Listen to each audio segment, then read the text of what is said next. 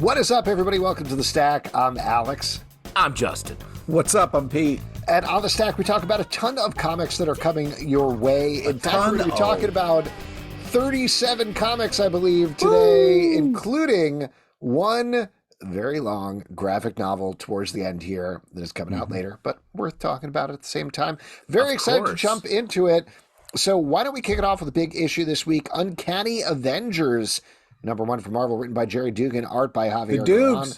This is continuing the Fall of X storyline. Here we're getting the re-emergence of the Unity Squad, basically Captain America. Excuse me, I'm getting a little choked up here, just even thinking about Unity. Like Captain the very America, idea. Oh my God. America, Captain America, no faults, love that country. Anyway, Captain America is bringing together the Unity Squad, specifically a bunch of mutants here, so not much to Unity other than Captain America, but I digress. And they are trying to figure out what is going on with Captain Krakoa, who is the new mysterious character who caused a false flag event back in the Free Comic Book Day issue. What do you guys think about this one, Pete? We had a flurry of texts going back and forth about talking about the Fall of X stuff or not. Right. You ultimately said, let's do it. Let's go forward. Let's talk about this stuff. Let's go forward. Let's move forward as a team. You're ready to move forward mentally. Yeah. This is our Unity Squad talking about the X-Men. Exactly. Pete, what did you think about this one? All right. Well, first off, I love the cover. I thought it was really cool, Good start. In kind of like a power pose thing. Really great. Yeah, what a crazy ending. I was having a great time up until that twist at the end. But man, this is very interesting and kind of cool. I like Captain America putting this team together. It's got a bunch of wild cards on there. So I'm very intrigued. Hey, there you go. Very intrigued about how this is all going to unfold. But I thought very interesting first ish for sure. And we all know who he is underneath that. That's the tree, right? Because, you got the branches. Krakoa? You think it's Krakoa? Yeah. Probably not. So the thing with the tree. It's Cyclops. Yeah. Yeah, they say it's Cyclops. That's how you know it's not Cyclops, because they keep saying it's Cyclops. No, it's not Cyclops. What happened was that Cyclops died very publicly in X-Men, and then he was still going to be in X-Men. They didn't want to talk about resurrection yet, so he came back and said, I'm a hero known as Captain Krakoa. The secret of resurrection came out, so we didn't have to do that anymore. So here we have somebody new is Captain Krakoa. Doesn't seem to be Cyclops. I would argue it's not someone new, but someone who will be revealed that we do know. Yes. Who do you think? What's your theory, Justin? I don't know. It's a tough. Who's Captain the villain? Britain? You think it is? You think it's Captain Britain? No, it's a villain. It's a villain who is I think it's going to be a big X-Men villain. I don't know exactly who that would be. I saw some speculation online that maybe it's a Captain America person, like it's Nomad, maybe, or Nuke, or something like that. That makes sense for the captainness of it, but. I don't know. I feel like if it's not an X-Men villain, why are they targeting the X-Men? Could be Nimrod, everyone's favorite X-Men villain. Whatever it is, I agree. I like this. This is a big action alternative to X-Men. This is a fun, weird team. I wish there was more Unity here. They go out of the way to talk about. Oh, see what he did there? Well, but they go out of the way to be like, Quicksilver also isn't a mutant. Did you forget about that? So he's also just... a regular superpower guy. But I wish there were a couple more Avengers characters on here, as well as X-Men characters. But as it is, I had a good time reading this one. The idea that a Captain America was like, well, I have to have Deadpool, is like, okay. He's so popular right now. He is just like, Well, they do. I actually think the best excuse is for Deadpool, because as they establish in here, there was the whole Secret Empire thing where Captain America redeemed Deadpool, and Deadpool was like, I'm all in on Captain America, and didn't realize until way too late that Captain America was actually a secret Nazi working for Hydra the entire time. So that's a little bit of a whoopsie he's trying to make better here. I would also throw in that underneath that scene, Captain America and Deadpool are undercover. And the way they're undercover is Steve's wearing a sweater with his shield in a backpack form. And Deadpool is wearing Deadpool colors with All red, bandage wraps over his face. Yeah, I was like, guys, let's work a little harder on the disguise. This is worse than Clark Kent's glasses, my dudes. Let's go.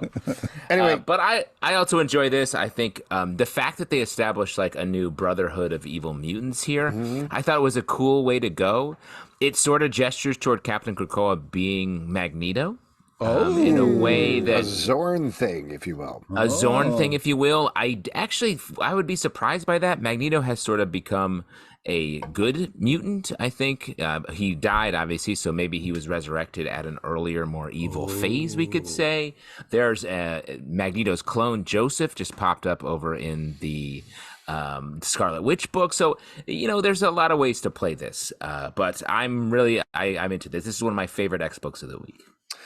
The Penguin #0 from DC Comics, written by Chip Zdarsky, art by Belén Ortega. Now, you may have actually read this before. This is a collection of the backup stories from Chip Zdarsky's run on Batman, where Penguin ostensibly died. He didn't actually die. He pretended to die, left all of his stuff to his kids, and ultimately 2 kids who look very much like penguins took over his business. Catwoman is actually the main character here, trying to figure out exactly what's going on. So this, I know you're not a big fan of Zero issues. I felt like this was a essential reminder of what's going on going into the upcoming Penguin series. And I really liked reading this again because this is a very good story. Yeah, I agree.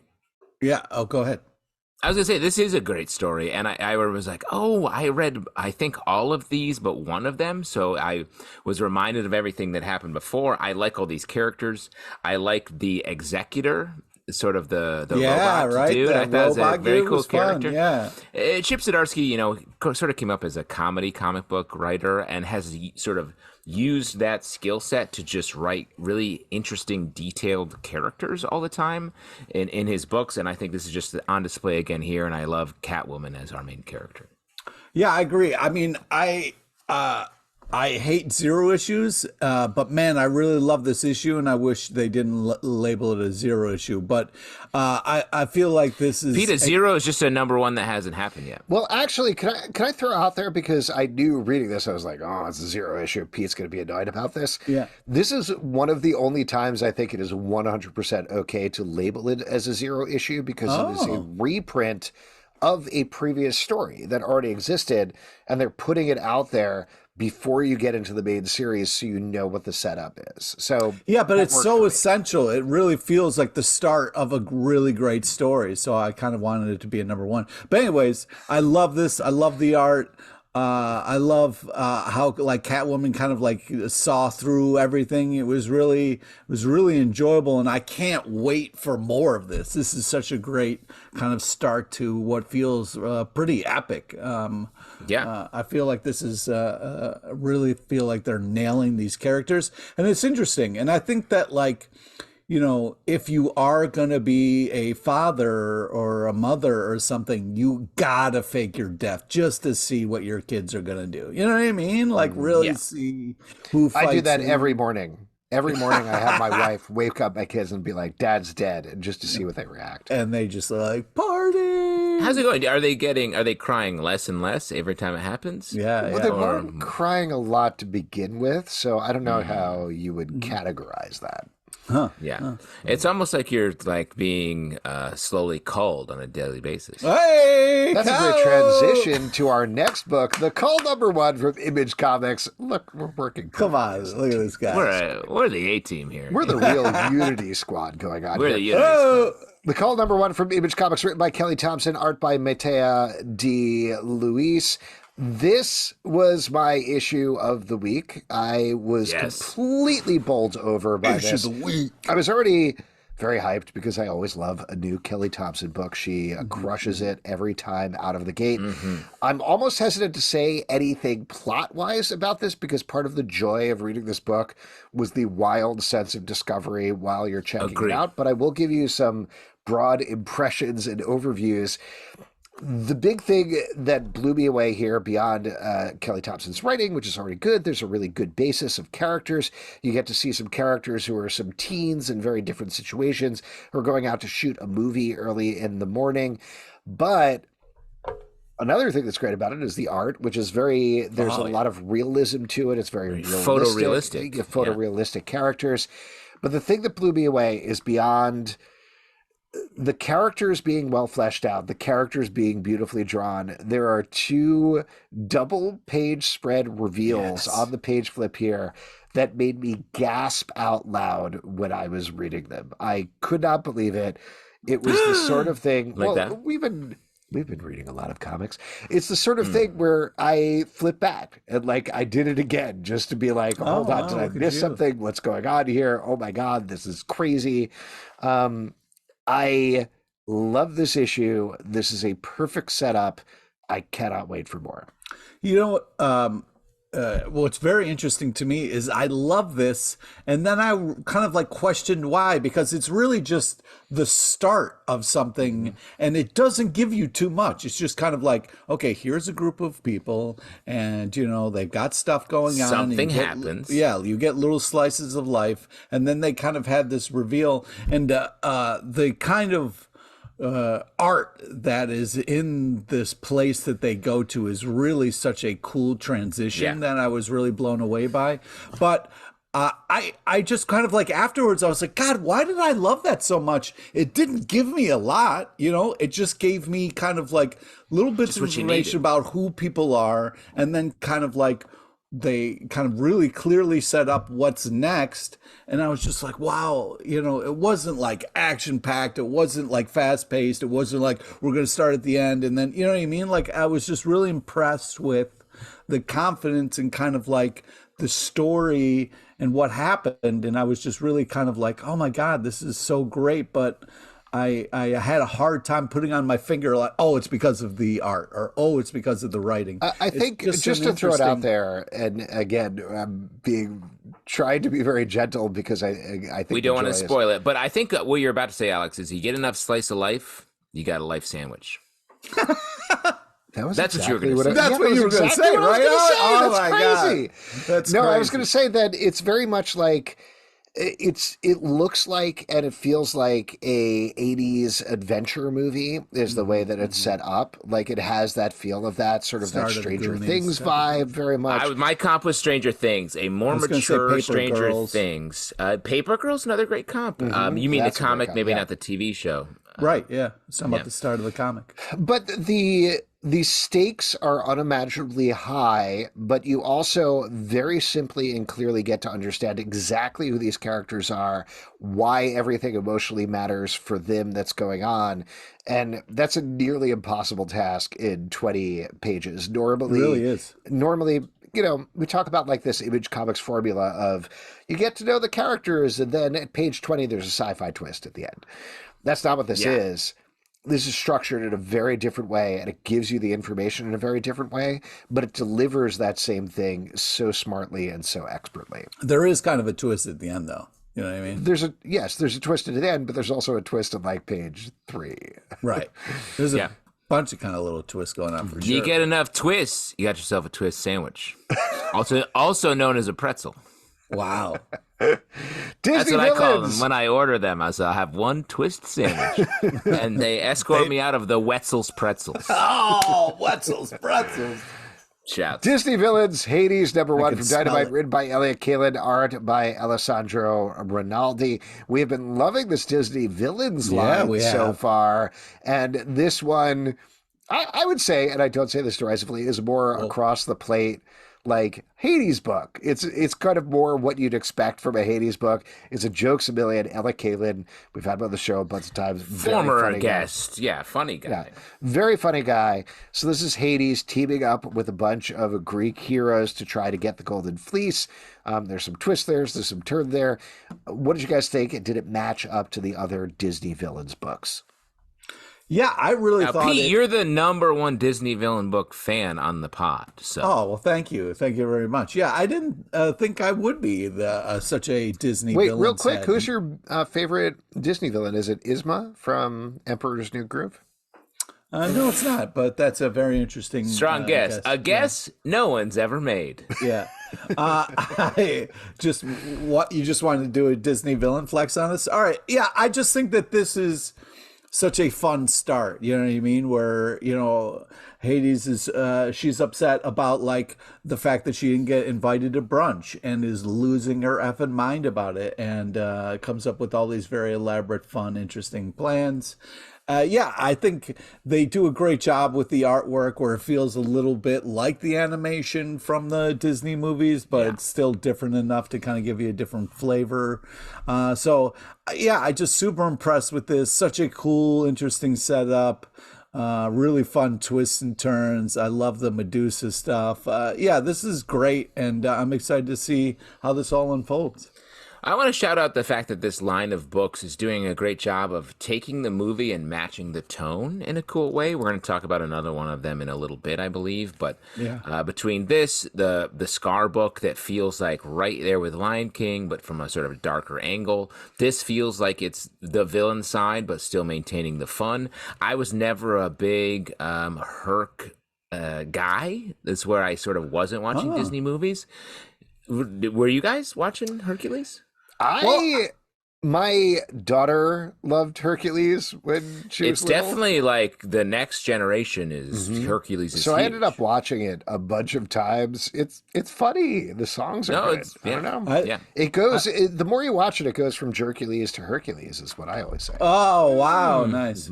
Yeah, I'm a huge fan of Hercules in general. I once went to see a movie on my birthday, but not like unrelated. Unrelated. It's you're being a Jercules. And just so you know, everyone knows, like when Alex is talking to us, Jercules and Hercules are it's like Goofus and Gallant. If I'm 5 minutes late, I'm a Jercules. If I'm 5 minutes early, it's a Hercules. Exactly. So it's 5 minutes early is on time, Justin. How many times do I need to tell you that? Okay, it's a Jercules of you to bring that up. Alpha Flight #1 from Marvel, written by Ed Brisson, art by Scott Godlewski. While in America, the mutants are being targeted by Orcus, things are getting pretty bad in Canada as well. And Alpha Flight is going through a little bit of a schism of its own, as half the team is tracking down mutants in Canada, and the other half of the team is trying to protect them. There's a twist there. There is. Probably. I know I didn't want to spoil the other twist. You can see this twist coming. Yeah, you already spoiled it. Way to be. Let me say, though, I was worried that the twist wasn't going to happen. Oh, really? It was the book that I anticipated the twist, but I was like, I don't know. I felt like they were running out of time. I didn't think they were going to do it, and then they actually did it, and I was like, okay, sigh of relief. It's satisfying. It's satisfying. It really is satisfying. Yeah, I wrote down in my notes, fun twist at the end. It was cool to see the Alpha Flight gang again. I was excited about this book. I'm a big Puck fan, as you can guess. But yeah, I mean, box set. What do you like about him? What do you like about him? His height? Yeah, I'm a big fan of the fact that he's short. Do you feel like it's not fair to be like, oh, let's have a Canadian superhero named Puck, Hockey Puck? That's a little diminutive of Canadian culture, Pete. Oh, I thought I was thinking more of a Shakespeare thing. Oh, yeah, for hockey. Real quick, who's your favorite? Which do you think he is? Is he more of a Shakespeare? Yeah, exactly. Do you think Puck's more of a Shakespearean Puck or more of a hockey Puck? Just based on what you know about the character. I will say the plot machinations they go through to explain Box Jr., Box's son, I was like, this is too much. We don't need this, because he's like, yeah, he's Box Jr. He's just like Box, but taller and more handsome and younger, and also has the same exact thing going on as Box. I was like, just it's okay. It also reminded me, there's a quick panel of John Byrne's Box in there, the original Box Eater. I know you were making fun of me the other day about this for Justin, but like, the first 12 issues of Alpha Flight, I will say this until the cows come home, are like perfection. You love it. Go back, read them. It's legitimately an awesome story. It's really, really good. It loses the track a little bit after that. Like, there's still some good stuff, and you still get John Byrne art, but those first 12 issues are absolutely killer. We should reread them at some point, just so I can prove to you guys that.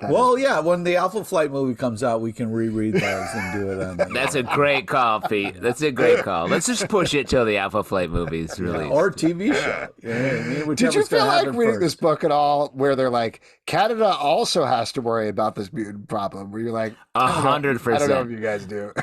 Oh, stop.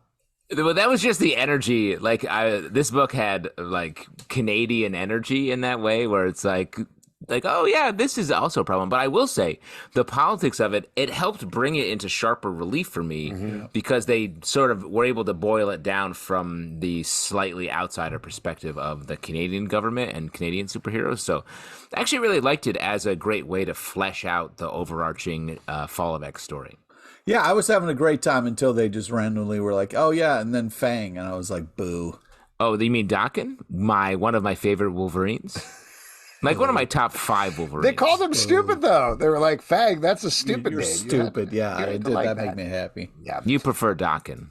Let's move on and talk about... The man who killed the Punisher, famously. I prefer that we just act like he never existed. Would you like it better if we said, you know who killed the Punisher? Fang. A guy named Fang. It's just as bad. The Vigil, number 4 from DC Comics, written by Ram V, art by Dev Pramanik. Now, we've been really, really positive on this series so far. This is a Indian super team set in the DC universe. There's been a lot of mysteries and weirdness about them. I know we've been saying this a lot this episode. There is a absolutely wild twist that happens in this book that completely floored me here. I don't know where this book goes from those last couple of pages, but it is something versus the Alpha Flight twist I never could have seen coming in a million years, and I am champing at the bit to read the next issue of this. Yes. I agree. This is one of my favorite DC books going right now. Just like really pushing it, really interesting storytelling, characters. This almost feels like the beginning of like a Valiant relaunch style book where it has like a lot of like big swings, big premises, like really pushing the superhero edge here a bit. And also like using almost like Professor X-y X-Men tropes as like a deep homage or reference underneath it all. I don't know. I've just found this, the backstory of the character, one of the characters we cover here, I thought was really well done here and paid off really well. Yeah, I think this is a great cast of characters that they have here, and Ram V is writing the crap out of this, and I'm very, very excited to read the next issue. Yeah, and just last thing to jump off of what you guys are saying, there's some incredible character building going on here, beyond all the twists, beyond the art, which is really solid. So if you've been sleeping on this book, definitely pick it up. Here's another one. Never sleep. Never sleep. I never sleep. Sleep just when you're dead. Comics. Starsigns number 4 from Image Comics, written by Saladin, Ahmed, art by Megan Levens. This is following a new super team, or rather 2 super teams, who are all powered by the Zodiac signs. Here we meet another couple of them. What do you guys think about this issue? Well, I feel like this is really kind of trucking along now. Like this has really picked up steam, and I'm really starting to... things are making sense, or really solid art, interesting stories and ideas.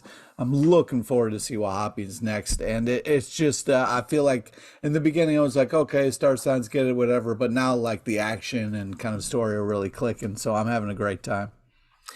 A lot of times they're like, uh-oh, here comes Gemini. I'm like, Gemini, okay, he's probably twins. Or like, and it's like Aries. And I'm like, oh, I don't know all of these background star signs. So that is an information gap for me. And you got to read the funny pages in the newspaper, and then you'll get you'll be able to catch up to this book. I can't wait to meet Sagittarius. You talk about horoscopes? The funny pages? Yeah, the funny pages. You got a Hagar the Horrible, you got Family Circle, and then you got the horoscopes, and that gives you all the information you needed to know for the day. That's how you run your life, Alex? Yeah. He's when I go into children. the bodega in the morning, I'm like, give me a bacon, egg, and cheese, coffee with milk and sugar, and the newspaper, but rip out everything but the funny pages. Wow. Oh, and your bodega guy's like, no problem, and hands you just a pile of scraps of paper. Yeah, he shreds it in front of me. Wow. Puts a little. I just feel like this, you know what I'm talking about? Give me that. Yeah, rough I edge. got you. Well, I mean, you are the ultimate Brooklynite. The way that this is, it reminds me of the Wicked and the Divine. A bit. You know what I'm talking about? Oh yeah. the Kieran Gillen book. Yeah. If you like that and want another fix for it, I think this may be the book for you. Oh, interesting. But I want to know. I want more from this. I think from my side. Can I run something by you? This is slightly unrelated to the title, but my bodega guy has been calling me the GOAT, and I thought he was saying greatest of all time, but I think he means like a goat because eating the newspapers. You're eating the newspapers? Yeah. That what a revelation for you. You need to start your day with a chopped cheese, bro. Forget that. Oh, God. That's a hell of a way to start the day. Yeah, baby, come on. The idea of you, Alex, going into a bodega and then thanking them for your order and going like, "Meh," and then eating a newspaper sideways. Devil eyes. The Hollywood Special, #1 from IDW, written by Jeremy Lambert, art by Claire Roe. This is part of the Dark Spaces line at IDW. And here we're getting a fading Hollywood starlet who's taking a train tour of the United States. She happens on a mine disaster and decides to help out. Her people wants to turn it into a PR opportunity, but it's much, much more horrific than that. What do you guys think? Yeah. Well, we should protest this, because we're protesting Hollywood right now, and it's kind of like chokehold. You're on strike from Hollywood. Yeah. All right, we'll move on to the next one. No, I was really Pete's calling a strike on this book. I was really happy with the twist that kept happening in the story, where you think, okay, all right, it's just somebody who's maybe drinks too much and is kind of over things, and then you get a little bit more information, then you get a little bit more information, and like I was impressed with the kind of twists and turns that the story was going on, and Twist. I was happy with. I mean, it's sad, but I was happy with the kind of story by the end, where I was like, oh, this is very intriguing. Like we've seen it so many times, like Hollywood starlet drinks too much, and it's like, okay, you got to show up on set and you're over your job and all that kind of stuff. So I was happy with what was going on and the kind of story we are actually getting. This book does a good job of being like, this person is not good or not in a good place, for maybe more of it than I thought it was going to. And then finally it pivots to like, but she's the right person to be here in this moment. And then we get the smallest gesture towards some sort of a supernatural / horrific thing happening. So this is one of those books that I'm definitely interested in, but I need a second issue to really understand what's happening. Agreed. I just wanted to give a quick shout out before we move on to Claire Roe's art. It's not as exaggerated, but it feels a little in line with Jay Lee, kind of. In terms of the feel of it. So let me throw Jay Lee meets like Ryan Otley. It feels like a little Invincible-y at times. Interesting. Yeah, it's interesting stuff. Listen, I think this Dark Spaces line is very good. There's a lot of questions about what's going on with IDW originals right now, so I'm hoping they do continue these, because I like these books. I like the licensed stuff they've been doing, but they've been putting out a lot of good stuff, so I hope they continue. Dark X-Men #1 from Marvel, written by Steve Foxe, art by Jonas Scharf. While the rest of the X-Men world burns in limbo, things are just going as normal. Madeline Pryor building her own team of X-Men to go save the entire world out of her limbo embassy, which is a little piece of hell in the middle of New York City. Doesn't go well by the end of the issue, particularly where Havoc is concerned. What do you guys think about this one? In limbo, weird is the new normal. So we're dealing with stuff, how we deal with it. I really enjoy this. This is a great sort of match, balancing out the Uncanny Avengers being the glossy, high-end superhero story. This is like the woolly, almost like Justice League Dark of the Fall of X line, I feel like. It's right in the title with Dark. But I see what you did there. Yeah, I didn't do much, really. I just said the words that were there. But the character choice is great. I want to shout out the backup, because the backup of like Havoc's day of like I was screwing not around, expecting that at all. 100%. And it was like a little more lighthearted. It's him like just being in love with Madeline Pryor, right? They're dating. Yeah, it seems like he's getting played, though, which is making me a little worried. Let me throw out something. You got Cyclops and Jean Grey. Havoc, his brother, dating clone of Cyclops' partner. Yeah. No Can I notes? confess You got it something to tight? you guys? Yeah. Yes. Havoc and Madeline Pryor was the first time I realized sex existed. That explains That's sort a of lot to of- unpack. There's Yeah, a lot that explains. to unpack there. In the 'Cause- Australia era, there was this panel of Madeline Pryor getting out of Havoc's bed, and she had a nude back, and I was like, "What's going Oh, on?" no. What Were you did talking they about in do? this issue where she was just wearing covers? That's when you realized what sex No, was? that was a callback to the Australia thing where No, he just realized what sex was. I Yeah. think is what Just Alex now. is confessing. just now I wanted to. Well, that's why you scream. That's why you shout havoc every time you're climaxing, right, Alex? Of course, yes. you know cry that. havoc. Yeah. You know that. I know You're that. my coach. Yeah, I am. I'm coach. I'm coach. You call me coach, and I appreciate it. Pete, you're okay with this? Should we keep going? with Alex said he was confessing something, and I think it's true. Anyway, getting back to the comic, I love this. it? Pete, though you're I- so red right now. It's like weird pretty that weird, Pete's dude. It's pretty embarrassed weird. for. pretty Pete's weird. the one who's embarrassed. That's funny. But getting back to the book, the last 2 pages. First off, some of these characters, I'm like, who's Stretchy Goop? Who's Stretchy Goop? Yeah. And then we find out on the backup that's Zero, I guess is their name. But the reveal in the back 2 pages, there's some mysterious villains, and then the Goblin Queen here. I was like, oh, okay, I don't know what this means. Yeah, Pete, what did you think about this? Oh, I thought we already covered it. I mean, first off, anytime we start with X weeks later, I'm just like, Sorry, Pete, fuck we're not you. talking about your take on the book. We're talking about Alex's confession. And Oh, yeah. What did you- Well, What did you know, think about that? Yeah. And what do you think about sex? If you could just give me your raw impression. Huge fan. Yeah. Huge fan. Yeah, you got the dark team here, so I was like, all right, fine. Yeah, I wasn't like, yeah, this is great. I was just kind of like, okay. This is a lot of characters that I don't know, which shouldn't be a criticism of the book, except for I don't know them, and the book takes a little while to get around, like you were saying, to who are these people? What are they doing here? What's going on? And also, what about why don't- Wolverine, but metal, sort of. Yeah, Wolverine, the but machines. robot. This is a very deep continuity book, I think. So Yeah. it does eventually a good job of getting you caught up with everything, but you really got to know your X-Men to get it. Also, like, you're just burning love money. it. You know what I mean? Those were nice sheets that you just burned through for no reason. You know what I mean? Tales of the Titan #2, starring Raven from DC Comics, written by Tini Howard, art by Eleonora Carlini.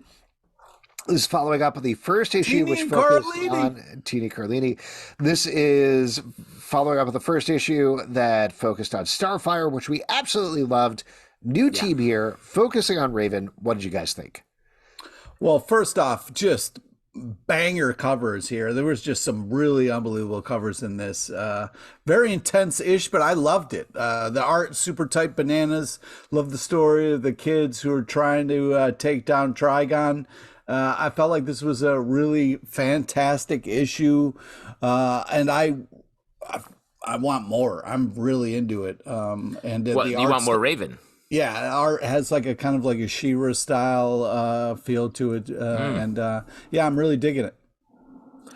Yeah, this felt like a real departure. Definitely getting in like standalone. This felt like an annual. Like if there was a Teen Titans Raven annual that really got into a side mission for her.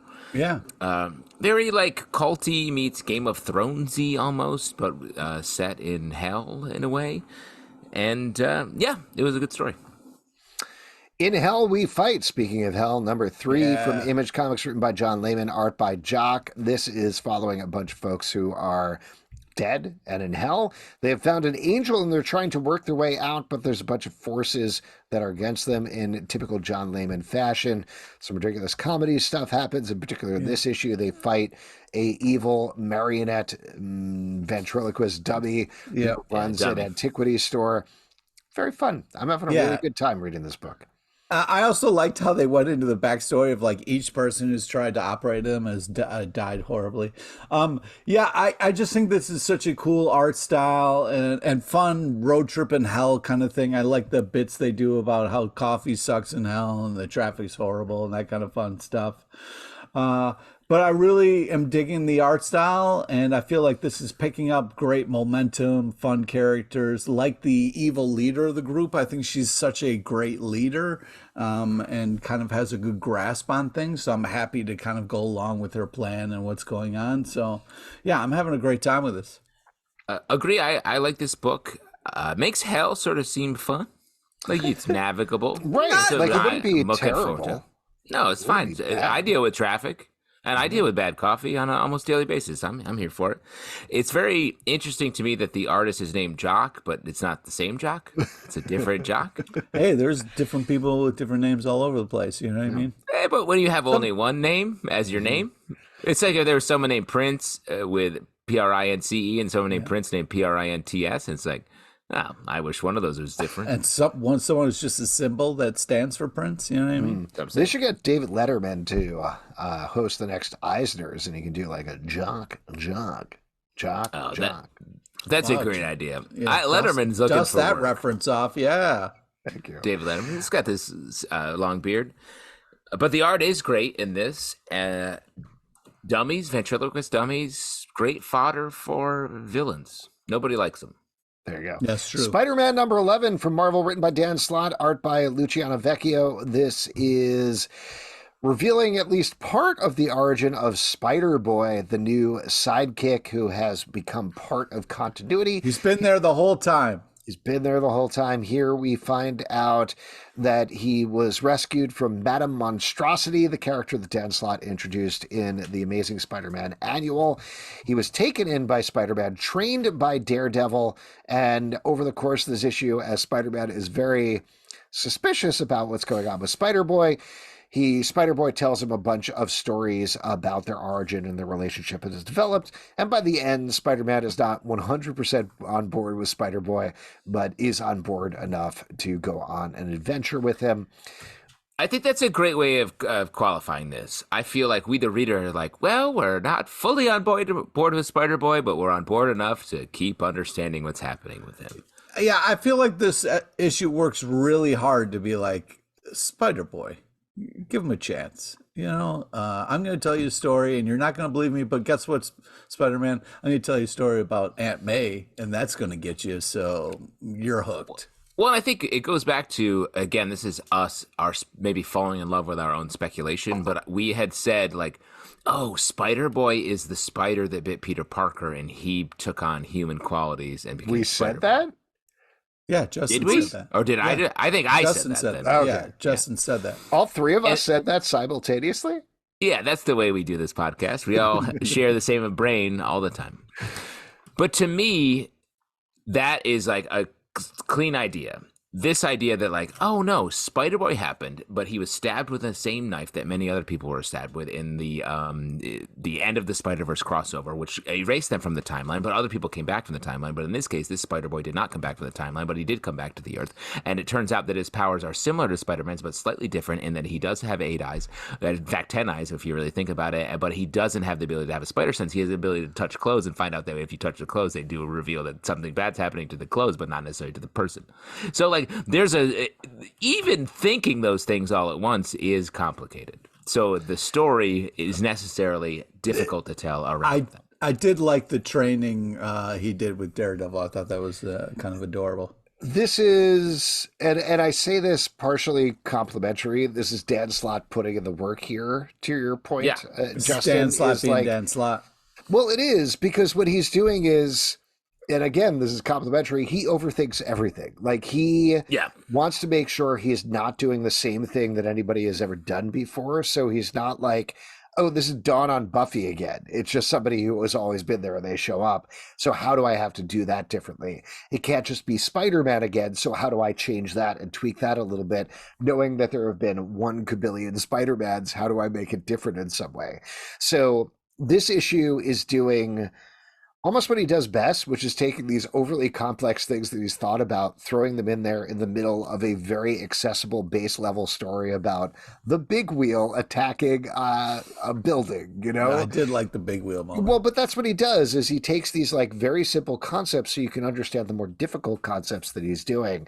And I'm not, like you're saying, Justin, we're in Spider-Man's place. We're not on board with Spider-Boy yet. The fans are. Every issue with Spider-Boy has sold out completely so far. So, clearly it's a big hit, and they know it. They're doing a spin-off miniseries or a series, ongoing series potentially. I think. Yeah. But I think like the idea is that we're not all like, wow, Spider-Boy, we love Spider-Boy. We still got to get there. We still got to understand him, and this is a step in that direction. Justin, please excuse me for a second. I just want to jump in. You know, my favorite thing about what you just said was how you referenced Dawn of Buffy, like we all know what the fuck that is. You know what I mean? And compared it so seamlessly to what was going on. Yeah, we all understand it. You do understand it, right, Pete? That was actually Dan Slott doing an Alex impression very briefly that we slotted in here. Right. We slotted him in. I agree with you, Alex. And I actually think now that we have this out of the way, when we get to the first issue of the series, then we can have the fun. Because I do think this character is fun. But this issue goes so far as to say, like, oh, how does he climb walls? Well, the way his powers work is he has unstable molecules that he got from the Fantastic Four, he can now put his spines from his spider legs through his feet, which go then through his shoes, and then they stick to the walls. I was like, okay. Yeah. Do you know what I'm missing a little bit here in this storyline? And I don't know necessarily that we should go in this direction, but the sadness of it, the idea that you have a 10-year-old who is on his own that nobody remembers, that's a real bummer. And I hope we get that in the book. But I think this whole issue was selling this character to Spider-Man, who's like, okay, I think we need to move past that to the point where it's like, let's just be with this character. Yeah, and I think that's coming. I think that's coming, because Dan Slott likes to drink the tears of fans. So, he loves to play on that. So, yeah. Hawk Girl. You ship them to him every week, right, Pete? Yeah. And you got a lot of them. Hawk Girl #2 from DC Comics, written by Jadzia Axelrod, art by Amankay Nahulpen. In here, Hawk Girl is being tracked down by a lady who really wants her nth medal. She is hanging out with a bunch of other folks and kind of exploring her sexuality a little bit as she goes. I think we were intrigued, if I remember correctly, by the first issue, but what did you think about issue #2? I like this. Yeah. This reminds me of like some classic 80s DC comics, like in the vein of your Neil Gaiman stories and whatnot, where it's like a character who's like, I'm trying to figure myself out and dealing with the larger implications, sort of stumbling into different relationships with different people. And I really, it's hard to capture that flavor in the modern, especially superhero comic book world. And this comic does a great job of doing it. I think the art is a perfect pairing here, and the story is Hawk Girl now has some Moon Knight energy to her, I think, and I'm curious how that will affect everything going forward. Yeah, I'm having a good time with this. I feel like this is really picking up steam. I like this cast of characters, like the dog, guardian, fun stuff. And I feel like the art is great, and this is interesting and building. So I'm excited for this. Antarctica #2 from Image Comics, written by Simon Burks, art by Willie Roberts. This book is following a woman who's trying to find out what happened to her father. She gets to Antarctica, per the title, and discovers there is some sort of parallel universe version of her who is doing something. And in this issue, a bunch of things happening with parallel universe people. If I remember correctly, I think this was on an episode where Pete and I just talked about this one, and we really liked the first bunch that delved into her character, that were confused as soon as she got into Antarctica and got to the twist about the parallel universes. So I was curious to check out the second issue. What did you guys think? Yeah, it's kind of takes, some crazy turns here where it's like, okay, we're dealing with these bases, and they're kind of like getting attacked and stuff. And then also there's a parallel universe, and like I just saw another version of myself, but I was like crazy cold to that version of myself. I get it's Antarctica, you know what I mean? So it's going to be cold, but like, you know, if you saw another version of you and you were like, hey, I can't talk right now, talk to me on the walkie-talkie, and they're like, it's broken, and it'd be like, well, you better learn how to fix it. And it's like, well, why are you being a dick to yourself? Like, it just doesn't seem the idea of Pete running into another Pete, and on any continent, I'm here for that. I don't care if Antarctica, sure, but talk to me about Pete and Pete, North America. Pete and Pete. What did you think, Justin? I agree with you. It's a little disjointed at times, narratively, but I think the art on this book is great, and I like a lot of the elements at play here. I like the way we keep flashing back to some very specific scenes. It does a good job of sort of conjuring childhood memory and having that affect the action. It reminds me of a show like, what was the show with Pacey and on Fox for many years with the multiple dimensions, and they were always crossing over? Pacey meeting From Joshua Dawson's Jackson? Creek. Yeah, I call him Pacey. We all be cool with it. Multiple dimensions with Joshua Jackson? Yeah, you know this show. Twin Peaks. I don't. I'll say it in 1 minute. Alex, how did you? All right, yeah.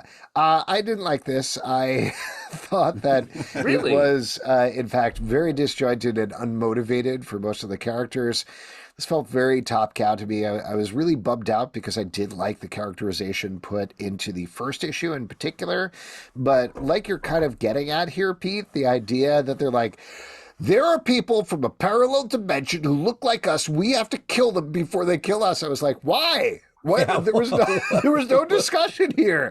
If I saw people from a parallel dimension, I'd have several questions first. A lot of questions. I would wait until they like fired on me, I guess, before I was like, we got to get in here. This is an alien situation, meaning the movie, not aliens like from outer space. They're coming here to kill us. We got to lock down. Who knows what anything is? Freaking out here. And then at the end, when they're heading towards, they're like, oh my God, we're trapped in a parallel dimension. It's like, why is any of this bad, or what is at stake here? Also, where are we? Like, I know we're in Antarctica, but I can't tell what any of the backgrounds are. They keep talking about multiple bases, but we have never once seen the multiple bases in the same frame. We're getting there. It's driving me a little insane. That's all. You know what's driving people insane is that this is a very obvious answer that many people have been shouting as we've been talking, but it's Fringe, the TV show Fringe. Fringe, yes, that's right. I still don't. That is very Pacey, obvious, Anna Torv, Great John show. Noble. Great show. Very good. Speaking of aliens, Speaking of aliens, speaking of cold places, Alien number 5 from Marvel, written by Declan Shalvey, art by Andrea Bercardio. Talk about the complete opposite of what I felt about Antarctica. This is bringing this Antarctica to an end. wow. It is all about a frozen planet where aliens were frozen under the ice. They have, of course, escaped and ripped everybody to shreds. As we talked about the last couple of issues, this has been, I think, one of the most emotionally devastating comics that I've read in a really long time. Tough Oh my times. God. And this issue does not let up either until the very bitter end. This is a dark story, but so well written, so well drawn. Maybe one of the darkest stories ever told in the Alien universe, I would say. But I'll turn it over to you guys for your opinion on that. Yeah, I just think it was super touching and really emotional. Super touching bananas, Super touched right? bananas. Yeah, okay, good. Same. Oh, wow. You guys really jumped on that. Alex and I same. I like, for those of you who are just listening to this, which is probably all of you, whenever we get excited, we all lean in to say the joke at the same time. And both Alex and I were like, super touched bananas. But yeah, I was impressed because normally I'm not so emotionally moved by an alien. You know, I'm kind of like, oh God, are they going to make it? That kind of emotions. But yeah, this was really a very, very touching story. I was very, very impressed by it. I really enjoyed this as well, especially a story that started off like strong premise and then moved quickly, but then in the last, then I think this is rare in a limited series like this. In the back half, really took the time to let the emotions sit with all the characters so that we could feel them all, like Alex and Peter saying here. I also want to give credit to the way they're sort of handling this alien universe as well as the Predator stuff by really like tying everything together really lightly, but still making it of a piece, paying homage to the movies that came before while telling new and interesting stories. It's a really well done sort of micro universe in Marvel Comics. Nice.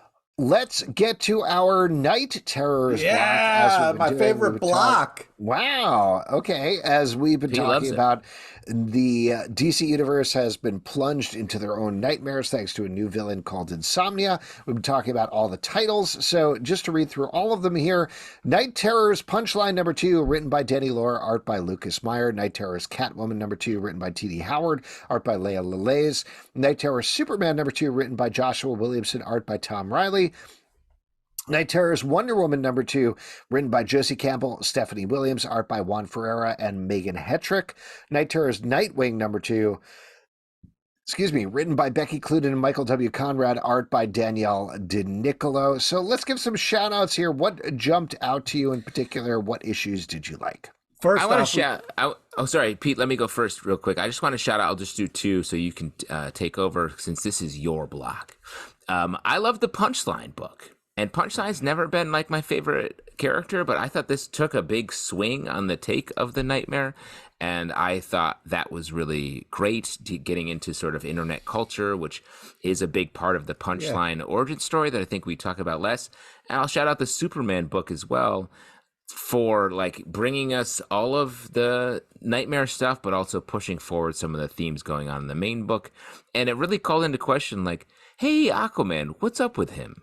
There's a major movie coming out, and I feel like Aquaman has almost no presence in the DC universe right now.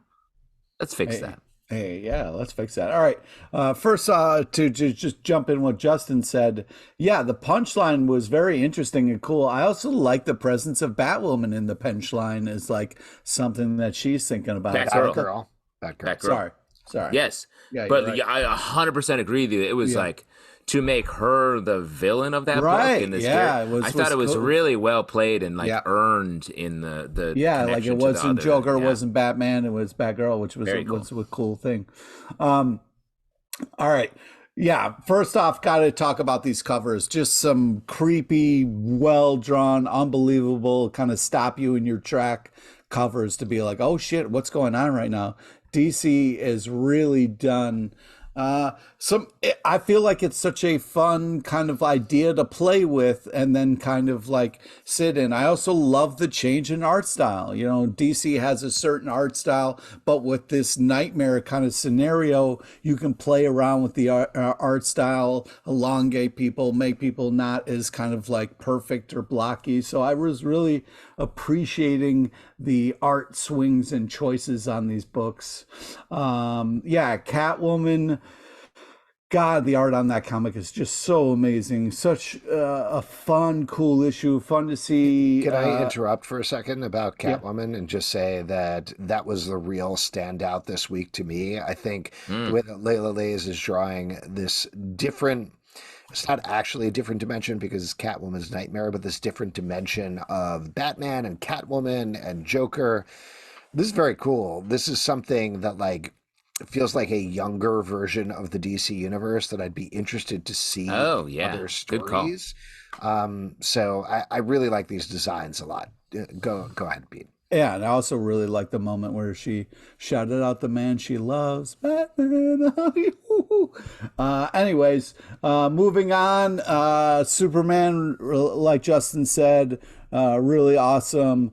Really love the art, freaking tight ass bananas there. Also love a giant turtle. You know, I love turtles, so great. You've always said that. And I yes, that's true. Also, I loved Lois's kind of reveal of her fear of the blank page. You know what I mean? Totally. That was a cool kind of and also not to break in again, but similar to what Justin was saying, I think this is one since Joshua Williamson is both writing Superman and the main Night Terror series. He clearly felt free to actually tie things into the main continuity. We're getting some tease.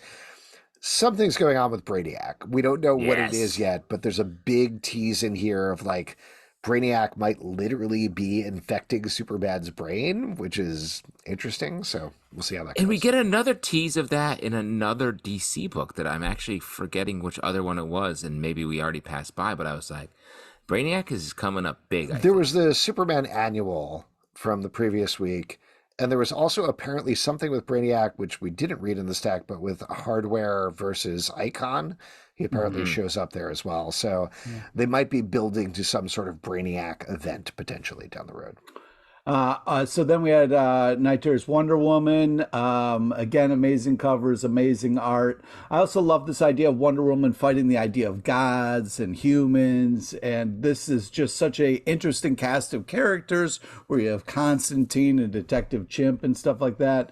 Just having such a fun time with that. And then we get Nightwing #2.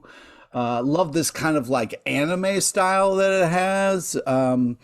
And he, you know, I loved his like working his way through this nightmare, and then he talks about how like it's going to stay with him for a while, which I thought was such a cool kind of thing of like there's those nightmares that like take you a while to shake. You know, you wake up and you're like, wow, I'm kind of fucked up. I gotta maybe talk to somebody or something. Like, it was such a fun thing to see a comic book character also kind of good deal with. So I just think that this Night Terrors, they did such a good job of exploring this idea in a way that is unique to these different characters and pays off people who know stuff about these characters and know their past, and then also are able to take creative swings with this and in a way that feels fresh, and you don't get tired of like, at least I don't feel like, okay, we get it, they're having nightmares. I feel like they do it in a way that comes at it freshly each time and kind of gives you more information as we're going along. Super impressed.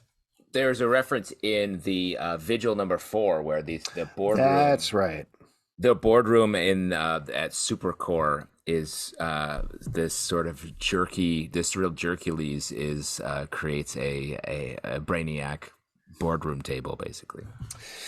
Yeah, we'll see. They're definitely building up to something. Why don't we move on to Marvel and talk about Daredevil #14, written by Chip Zdarsky, art by Marco Cicchetto. This is the final issue of Chip and Marco's lauded run on Daredevil. Long run.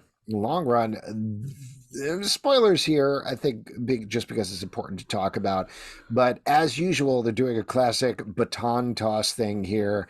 This happened pretty much since Brian Michael Bendis' run, where he's basically like, oops, I left it in a very tough place for you, next team. Good luck picking this up here. And here what happens is we get Daredevil is dead, as far as anybody knows. Foggy is back alive. He is practicing law. Elektra is like a Daredevil, boss. and she doesn't kill anybody anymore. And instead, by the end of the issue, Elektra discovers that Matt Murdock is alive. He's a priest, and he doesn't remember anything, or does he? Vaguely. Whoa, That's relief.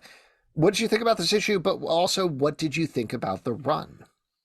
I love this run. I feel like it pushed Daredevil into a lot of different ways, broke out of the pattern of it just being like, let's make his life awful, but still within the constraints of Daredevil. It pushed it so far beyond that. They definitely made his life awful to the point where I was like, let's give this guy a vacation.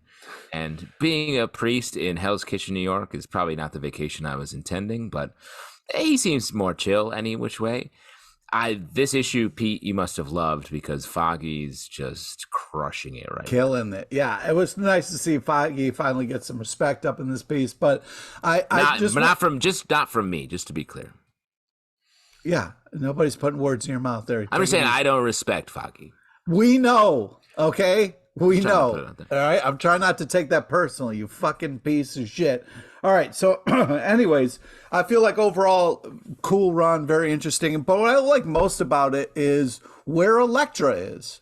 And her version of Daredevil is very enjoyable. Sometimes you kind of get these kind of twists and seeing how other people take up the mantle. It reminds me of the death of Captain America, where Bucky, like seeing him kind of be Captain America was really interesting and very cool. So I feel that way about Daredevil, like seeing Elektra's evolved kind of Daredevil was so great. And her having this dialogue with Matt, even though he's not there, very interesting, very cool. Foggy killing the game was really enjoyable. It was weird that it's like, yeah, he's dead, but then at the end, Elektra goes to visit him. So I was kind of like, all right, well, that's weird. But yeah, I think they did it for kind of to kind of set up for the next team. But yeah, I think this was a very interesting run, very cool and iconic. And it was nice to see Chip kind of put his stamp on Daredevil in this way. Next team, Saladin Ahmed and Aaron Cooter. Yeah, I'm excited. Very cool. Very exciting. I Hate Fairyland, number 8 from Image Comics, written by Scotty Young, art by Brett Bean. Is picking up on the wild cliffhanger of the last issue. We've been following an older version of Gert who went back to Fairyland. At the end of the last issue, she was killed by the younger version of herself. Guess what? That sticks. She is dead. She is in a severed head the entire issue.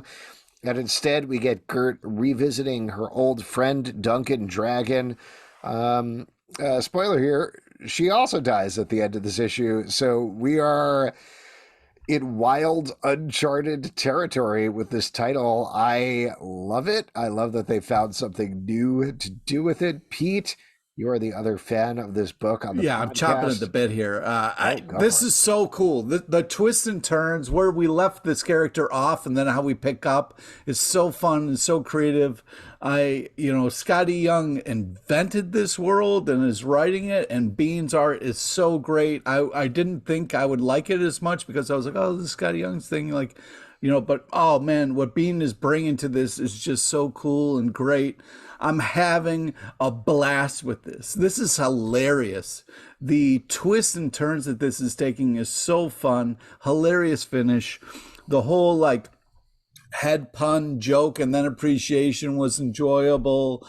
Just like the fact that it's so dark but drawn so cute. It just is I'm a sucker for that combination, and it's delivering on this is such a great book. If you want to just have some fun and laugh and feel good, this is the book for you. I just think this is so cool.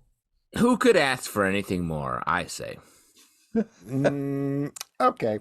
Why don't we move on and talk about Ghost Rider number 17 from Marvel, written by Benjamin Percy, art by Jeff Shaw. This is continuing the Weapons of Vengeance crossover as Wolverine and Ghost Rider deal with the fact that they really had to kill a kid a couple of years ago. And seems like that kid's back and they might have to kill him again. Sometimes... Pete, take it away. You love killing kids, right? Yeah, I love killing kids, babies, you name it. But I think it's one of those things where I love this. The other day, can I just mention, not to interrupt, but Pete, I threw a hypothetical by him, and I was like, Pete, if you could go back in time and kill Baby, and I was about to say Baby Hitler, but he stopped me after Baby. He was like, I'm there. Yes. I'm there. Yes. You had me at Baby. Crying baby on an airplane, I'll take care of it. Don't worry about it. You know what I mean? Go back in time and kill. Great use of time machine. Use of time machine. I just think I'm a sucker for this book and this team up. I'm excited to see what happens next, especially with that teaser image we got at the end of this issue. I just think this is a blast having these two have to work together in this way, and I'm all for it. I like this too. It's fun. When did Wolverine and Ghost Rider first meet? Because they're trying to say that they don't know each other in this. I'm like, they've hung out in the 90s almost constantly. How many covers do you think? Weren't they on the Fantastic Four together? Yeah, they were in the new Fantastic Four, so they should know each other from when Reed Richards was like, who should take over my mantle? Oh, Ghost Rider. He's probably the most Reed Richards character. Let's have it be Ghost Rider. Yeah. I don't know. Art's good. Jeff Shaw's art is good. It's more than good. It's badass. Okay. Bryn Moore, number 2 from IDW, written by Steve Niles, art by Damian Worm. This is about a guy. Dude, you all right? You really got it. Damian Worm. I mean, if you're gonna draw a book about a Dracula on an island, why not? Stop bullying Damian Worm. Damian Worm. Yeah. That's all. No, it's a good name. It's a good name for that sort of thing. Yeah, I always eat the Damien worm at the bottom of the tequila bottle. Yeah, this is like I said this with the first issue, I think, but this is like Midnight Mass, but dumb. Oh, Ooh. come on! Don't. I wouldn't say dumb. I complimentary. think I think simple. It's a simple, clean Well, this is storytelling. why you shouldn't drink in a church. Is what this is basically saying. Like that happens every week. This is a dude gets beat up by a bunch of dudes on an island, gets really upset, cracks open the sarcophagus that's in his basement of his church, releases a Dracula probably, and that releases more Draculas. Right, but Dracula's also going to release more Dracula. you're forgetting about some real characters. You've seen The Last Voyage of the Demeter, right? Yeah. Draculas seem to be at sea. They seem to be at sea a lot lately. Some Draculas are at sea, and some Draculas release other Draculas. Yeah, and this what Dracula's sort of on an island, right? So it's like he had to take a boat to get there. I'm sorry this isn't intelligent enough for you, but I'm enjoying this book. I think, somebody who's struggling with alcoholism and then kind of slips and then does something stupid, like cracking open a creepy thing in the bottom of a church. Don't ever do that, people. Don't just leave things alone. No, I do that. After a couple drinks, I'll crack open, say, either an egg in my fridge or like anything that looks like it's got something inside. Sure, those are things to do, but don't go into the basement that's super creepy and then be like, Justin, though, you're not taking into account that Justin has an entire fridge full of Dracula eggs. No, yeah, right. Also, Justin lives in a creepy basement, is currently reporting live from the creepiest basement I've ever seen. You gotta love a Dracula egg omelet in the morning, though, right, guys? Oh, my God. Yum, yum. Yeah, that's where the blood spots are good, actually. Yeah. Anyway, still based on one of the best colleges in America, let's move on and talk about X-Men Red number 14. Written by Al Ewing, art by Yinare Sinar. This is the wild sci-fi version of what's going on with Fall of X. Specifically, we're focusing on Mars, a.k.a. Rocco there. And if Rocco's knocking, don't come cracking. Yeah. Don't come cracking. I give up. You guys take the rest of the podcast. Okay, great. I actually feel like we wore him down. It took us like 18 years, but he finally gave up. Pete maybe will have the sharpest take on this book because I've been dutifully following the X-Men run, understanding the political intrigue between Krakoa and Arakko. And reading this, I was like, who dat? What? Why they? Who dat there? What you guys talking about? They cut to this guy who's like, he's fishing, and he's like, I love fish, but something's up with my fish. And then later, he becomes like a central character. I'm like, who's it? What is this guy? So like, I think this is, to me, emblematic. And again, this is not a criticism. Great art. I like Al Ewing's writing.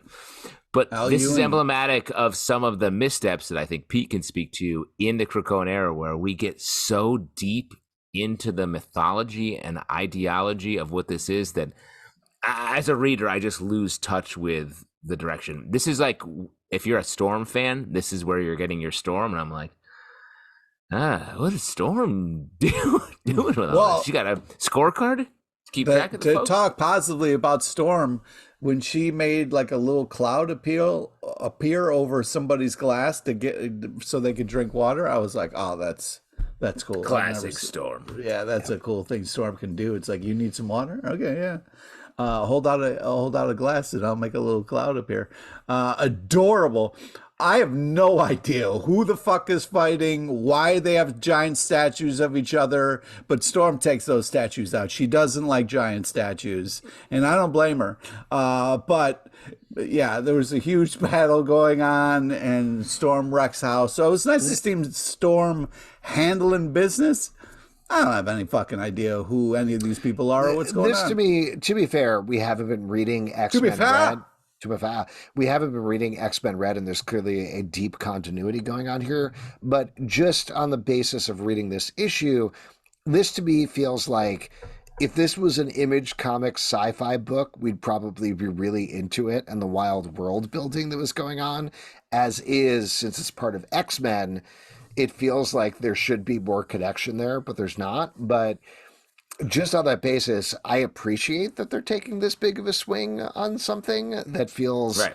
almost entirely divorced from the Marvel universe in a really big way, other than the fact that Storm appears. So I don't know. I was intrigued to read more and maybe read back to find out more of this, but I'm on the same page as you guys.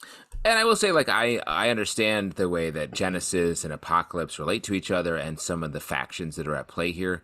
I just feel like I want the character on the ground that we can really ride with to understand this, as opposed to so much top line, big sci-fi. It reminds me of the TV show Foundation, which I was like, I'm going to watch this show. And I was like, boy, this show is complicated. Well, let's turn to something that's potentially even more complicated. Something Epic, number 4 from Image Comics by Szymon Kudrowski. We have been absolutely loving the series that seemed to be about a kid whose creativity was so out of control, it seemed to be spilling out of his head. It seemed to be something about the creative process and how that seemingly comes to life in the real world. As we find out in this issue, it's not seemingly, it actually is coming to life. He is a savior hero who needs to go on a quest. And in fact, it seems like everything that he experienced in the first 3 issues was real. That definitely repaints the whole series in a big way. What did you guys think about this one? Naturally, when I opened this book, I was like, we're going to see Savage Dragon, Shadowhawk, a member of Cyberforce, I think, later on in this book. Yeah, and Spawn was there too. Fuck you fuck. Oh, why? You got to rep Spawn? Spawn's like the jock, and I mean J-O-K, at your high school, just showing up to wreck shit. I do really like this book. This issue felt like, we're sort of doing the Matrix for regular creativity, for just being a creative person in the world. And not to boil it down too far, but like that's an interesting idea, and I like the way that it's deeply rooted in comic books as the basis. So I'm into this book. Yeah, I agree. I'm interested in this book. I'm having a good time with this. It continues to be fun and deep, and also like taking swings, talking about creativity, talking about creating worlds and what that kind of means, and maybe the darker side of that. I thought that's an interesting idea and explored well. I liked all the darkness in the panels and all that kind of stuff. It kind of pulls you in for the story time. Typically not my favorite because there's a lot of words and not much action. It's more just kind of blocks and blocks of Pete, text. words are just action in your brain. Wow, thanks, man. Really clear. Words are like sandwiches in your mouth. I thought this was a phenomenally powerful book for the first 3 issues, just in terms of straddling the line between, is this real? Is this not? Are we doing a metaphor for the creative process or not? Ultimately, it's up to the reader to determine. And here, it seems like we get an answer of, like we were saying, no, it's real. And actually, it's Ready Player One. Enjoy. That's a huge bummer to me. We will see how this pans out, because I still love the art in here, and I think the writing is very interesting, and the discussions about the creative process are interesting. But I really hope that there is another twist or turn or something like that that brings us back to questioning what reality is, because that's what felt like the book's sweet spot to me. Well, and I do think it's coming. This is laying a little bit more groundwork to stand on to, I think, push the narrative forward, because I think the first few issues of this felt like super philosophical and getting into the creative process, and I think the story wants some character, and hopefully we'll be able to combine those two ideas, those two paths going forward. The Lonesome Hunters, The Wolf Child, number 2 from Dark Horse Comics by Tyler Crook. This is following an old man who's got a big old sword and the adventures he goes on. Come on, dude. I just love the art. I love the feel. If you're a fan of Hellboy, like I'm talking old school Hellboy, you should pick up. There's a first, I want to say 4-issue arc called The Lonesome Hunters that comes before this. Got to start there, read that. And then this picks up really beautiful art. Love the story. Great intrigue. Great characters. Definitely pick this up. Yeah, this is absolutely gorgeous. It almost has like a watercolor feel to it, and I'm a sucker for that. But I also really appreciate the kind of black and white, way it starts. It kind of almost this spooky kind of feel to it. But yeah, I'm really impressed with this comic. I feel like the story is really getting interesting and intriguing, and I cannot wait to see what's going to happen next. It's really kind of building things up here, so I'm having a blast with this. Groot number 4 from Marvel, written by Dan Abnett, art by Damian Cusero. This is the final issue of this series, focusing on a younger Groot teaming up with some early stages Guardians of the Galaxy type characters. They are fighting a big chainsaw dude and a bigger, more evil Groot. What'd you guys think about this? Well, we're talking about Tweeg, Gleef, and Groot here. Just Fight nags. Oh, yeah. My bad. Ags. Yeah. Bad guy. Yeah, bad guy. But yeah, fighting evil chainsaw monsters. This is kind of adorable, but also fun. What you expect from a Groot book. So yeah. This is sort of a backdoor Captain Marvel book, which is surprising. Groot is a small, especially this issue, super small role. I did like Marvel and Yondar. I don't know if Yondar is the parent of Yondo in a way, but definitely in that world. Fun book. Definitely not like, if you're like Groot, you gotta love this series. There you go. Sirens of the City number 2 from Boom Studios, written by Joanne Sterer, art by Carrie Randolph. This is about a world where mythical creatures exist, mostly in human form. We're following mostly one siren in the city, per the title, as she works her way through this supernatural side of the world. Now, Pete, I believe when you and I talked about this before, again, this was another book.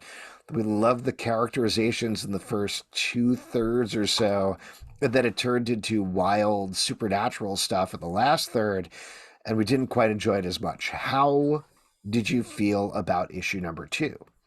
Well, the art is absolutely gorgeous. Yeah, I just think this is very cool. We got kind of like a battle for the baby brewing here, but yeah, I think this is very interesting, and I'm still having a great time with this. I can't say enough about the art style.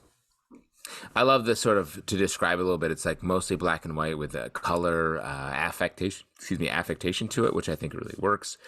I actually like the way they're sneaking up on the premise a bit, because they're giving us a lot of character for the first couple issues, and then sort of slowly showing like, oh, there's actually sort of 2 houses at play here, and there's some sort of light saga style drama happening. So like, I'm on board with it, especially after reading this issue, which I think filled in a lot of the missing pieces. Loki number 3 from Marvel, written by Dan Watters, art by Jermaine Peralta. Loki is trying to track down a bunch of pieces of his ship, which is made out of clippings. Fingernail ship. Fingernail ship. Yeah, there you go. Classic fingernail ship. You know how this goes. Anyway, this issue, he is tracking down a piece along with his former Young Avengers compatriots, Hulkling and Wiccan, in space. There's some twists there. There's some turns there. I continue to absolutely love this series. I love the way that Dan Watters and Jermaine Peralta, also through the art, are exploring different eras of Loki in every issue. It is tricky. It is trickstery. It's everything you'd want from a Loki series. I'm having a great time. I agree with you. Like, the fact that they're able to combine a lot of the Loki connection to superheroes while also telling a great Loki mythological story at the same time, that's a hard needle to thread, and they do it in this series. Yeah, they're kind of dealing with the old classic, you shouldn't look at the sun, but maybe you should kind of, look at it with special things because it turns out somebody's dying in the middle of that. When you say classic, you mean every day, don't look at the sun? Yeah, the old classic, don't look at the sun. Just on a daily basis because it hurts your eyes. Yeah, it can really hurt your eyes. But sometimes at the center of that light ball, there's somebody slowly dying. So, you got to do something. Sometimes you got to step up. Yeah, I think this is a very interesting fun story, and also the twists and turns of like, hey, Bullseye, remember Bullseye? He's going to be in this. So very interesting briefcase kind of work of like, hey, magical briefcases. You know what I mean? We've all seen Pulp Fiction. Hey, Pete, real quick question. How many Kree soldiers does it take to screw in a light bulb? 5. No, 2, but they have to be really tiny. Hey! That's good. Do you feel like a briefcase is just a case you have for only a short amount of time? Just a real quick case? I've always felt that. Void Rivals number 3. Try to put a cat in there, otherwise. Void Rivals, nope, don't cross the streets. Void Rivals number 3 from Image Comics, written by Robert Kirkman, art by Lorenzo De Felici. We skipped the second issue of this book, sorry about that, but this is a new book, but a classic Romeo and Juliet situation. 2 people from opposing houses drawn together, forced to work together to get their spaceship working, just like in the classic play Romeo and Juliet, except the twist here is it's set in the same universe as Transformers and G.I. Joe. So, of course, in the first issue, you got to see a Transformer, and in the second issue, you got to see some pig guy that nobody remembers from the Transformers cartoon. And in this issue, you get to see some lizard guy nobody remembers from the Transformers cartoon. Fuck you don't remember. You remember? Oh my God. Yeah, dude, I lost it when we got the kind of like armed. I was like, holy shit, dude, that's from the Transformers movie. Is it? Yeah. Oh, what is When it I called? read this, Animated movie. When I read this, I was like, I know I'm supposed to remember this guy, because otherwise, this is the ravings of a madman. Oh my God.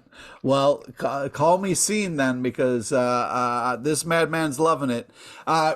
Crazy twist at the end that I didn't see coming. But yeah, amazing art, very interesting story. I feel like they're doing a great job of building here. Can't wait for the next ish. I really like the art here. Talk about Bones in Saga, which Alex was referring to as Romeo and Juliet, which I have to look that up. But a saga is sort of the classic star-crossed lovers, right? Right. Romeo and Juliet, William Shakespeare wrote it. Originally, the title was... Bill Shakespeare. Yeah, the original title of that was Saga Bones. Yeah. Well, I'm a classically trained actor, so I know all about saga from a theatrical viewpoint. Again, this book still occupies a strange space in that it's making all these references to very specific nostalgic things, but it doesn't really play into the story. It's sort of like going on a date with someone and being like, hey, this is where I went to high school. And then you keep walking and go to have a nice dinner. So, like, I don't know what the point is in general, but it's still like an interesting read. The art's very good. I do really like there's a panel in particular of, I assume, the Void that they're rivals over that I like quite a bit. Oh. Disney Villains, Maleficent number 4 from Dynamite by Sue Lee. As Pete is clapping, this book is punching so far above its weight in this issue. A bunch of soldiers come for Maleficent. Every issue seems to be a bigger and better things comes from Maleficent, and she just keeps wrecking them nonstop in the most fairy tale way possible.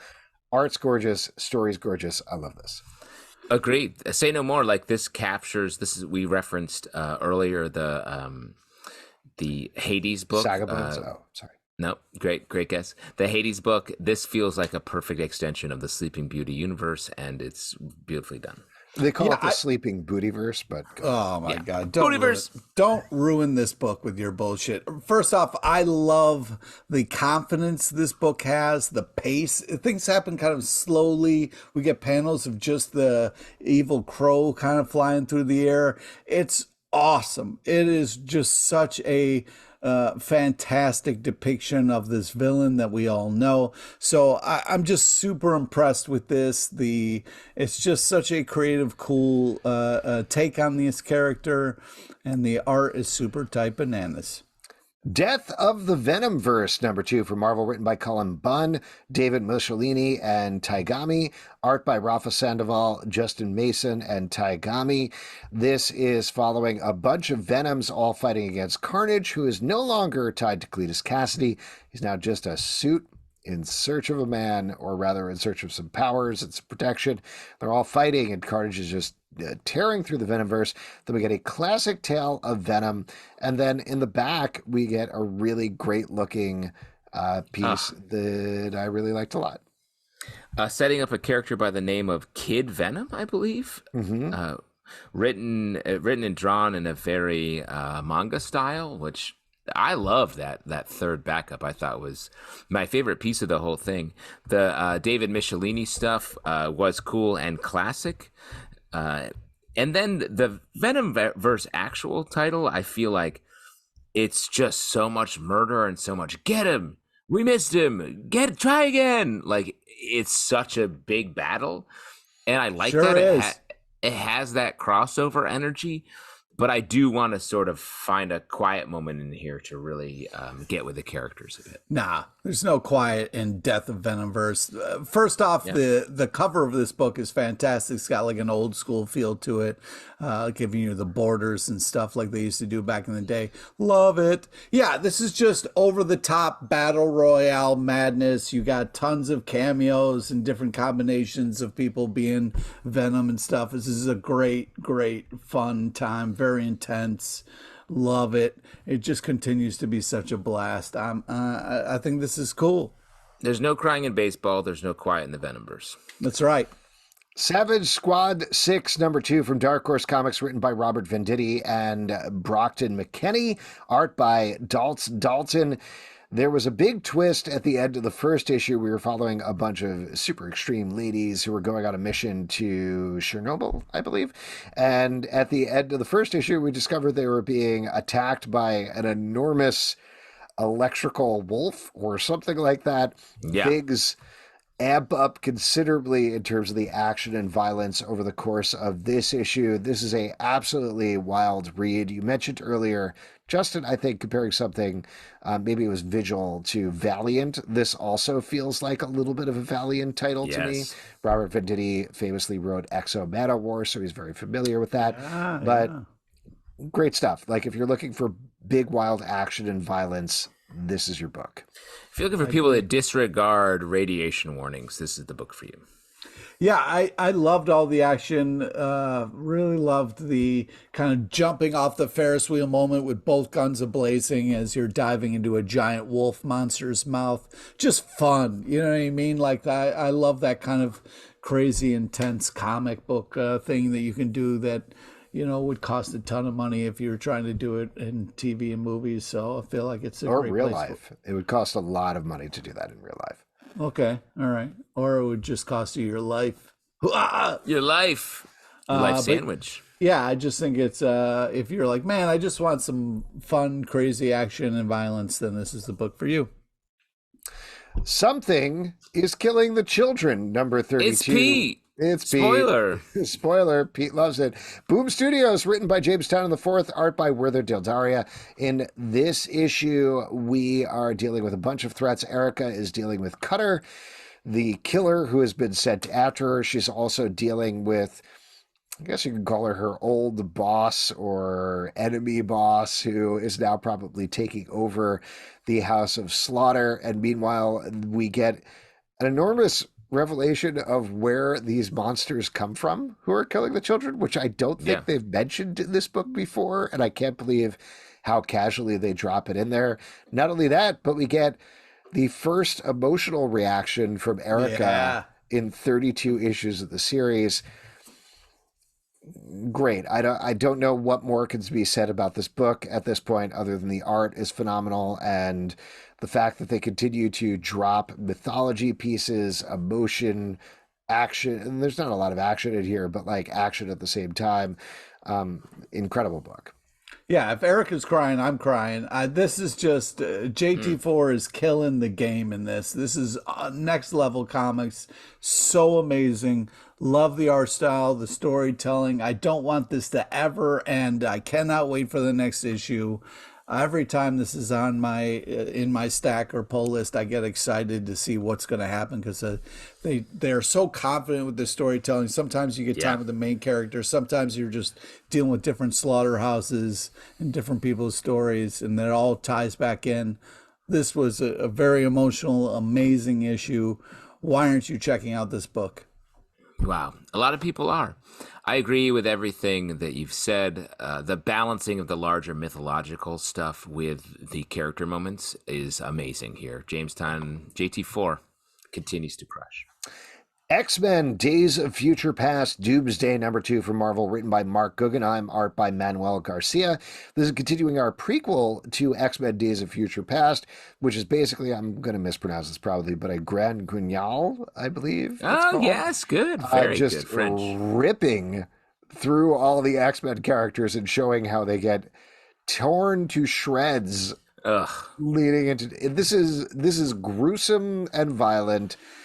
I loved how hard the first issue went. This second issue was harder for me for some reason to read. You felt the same way. If the Hellfire Gala left you more bloodthirsty for famous mutant death, this is the series for you. I don't know where it's going to go next or sort of what the point of it is, but it is an interesting read through X-Men history if everything went awfully. The Googs, writing this. I just think it's kind of a crazy emotional roller coaster where there's all this death and destruction, and then two people are like, "Let's just get married right here where all these people die." Is that cool? Get married. Let's just do it right here. You know? Well, I would say I want a little more of that. Like I felt that more in the first issue. Is this emotional through line that to me, to your point, Justin, is why we are doing this, why we are revisiting this, and instead in this issue it was a lot like. And then Cyclops has no eyes, and this guy dies, and everybody else gets ripped to shreds, and isn't that cool? And Wolverine pulls a gun on Magneto, and is like, "I got plastic bullets, bro. What's up?" Yeah. So I don't know. I need more of the weddings and the marriages and the emotional tugs of the heartstrings rather than just watching characters get ripped to shreds. You did classic X-Men baseball game in the middle of this absolute disaster. Yes. Last but definitely not least, let's talk about My Brilliant Friend, the graphic novel, which is coming out October 10th from Europa Editions. It's by Chiara Langoni and Mara Seri, based on the novel by Elena Ferrante, translated from Italian by Anne Goldstein. Now, you might know My Brilliant Friend. It was adapted for HBO recently. I believe it was HBO and ran on there. But this is basically a slice of life book about two women who meet as young kids, grow older together, ultimately stay friends, stay kind of against each other at certain points. Rivals, Yes, rivals. That's a good way of putting it.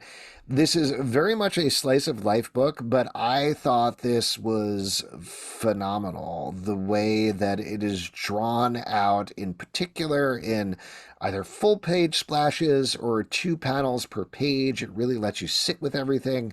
It's very haunting in terms of the relationship. Yes. And you don't really need to know anything about either the book or the TV show to get into this.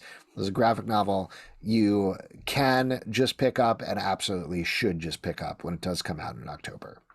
Yeah, it's got these lovely like pastel kind of chalk drawings that really are just, spare with the words. Yeah, which I very much appreciated, but just haunting images that it's a long book, but man, kind of like calls back to stuff in such an interesting, unique way. It's a very cool and interesting story for sure, but it's sad. It's definitely hit you in the fields. Just a heads up on that. Right where you want to be hit is in the fields. I really like the way it explores how friendships can be nuanced, that you don't always have to agree on everything. You can be friends with people who are sometimes Are you fucking kidding me? Are you serious, dude? What do you mean? I'm describing my feelings based on this book. Oh, okay. I'm not sure what just happened. I just thought you were talking about friendship and like, it's like, you got to agree with each other, which I don't. No, I'm saying you don't have to. I'm going to do My Brilliant Friend 2, but it's going to be about you two guys. This book also, not to get too philosophical about it or anything, but it really, the way that they lay it out, it has the feeling of looking into somebody's memories. Like there's a little bit of voyeurism going on there in terms of, I shouldn't be seeing this. I shouldn't be seeing this person's thoughts. I shouldn't be seeing how they feel about this other person. But it's very, very intimate in that way. So if you're looking for a book like that, it's great. To jump off on your intimacy, the way the panels are done, you're always sort of in close-up. You're always in the action. You're looking at faces. You're seeing the things that are falling away from them when that happens. It's really well done. Yeah. Great stuff. Definitely look forward to that. Again, that's coming out October 10th. And if you would like to support our podcast and all the podcasts we do, patreon.com/Comic Book Club. Also, we do a live show every Tuesday night at 7 p.m. to Facebook and YouTube. Come hang out. We would love to chat with you about comic books. Apple, Spotify, not Stitcher, because that's going away at the end of August. You can subscribe absolutely anywhere else. At Comic Book Live on Twitter, Comic Book Club Live on TikTok and Instagram, comicbookclublive.com. For this podcast and many more, until next time, we'll see you at the comic book shop. I'm just saying a Hercules and a Jercules could be friends at the end of the day. I agree. Did I ever tell you guys about Havoc and Madeline Pryor? Oh, my God. You keep saying. Oh, did I? That's all you talk about.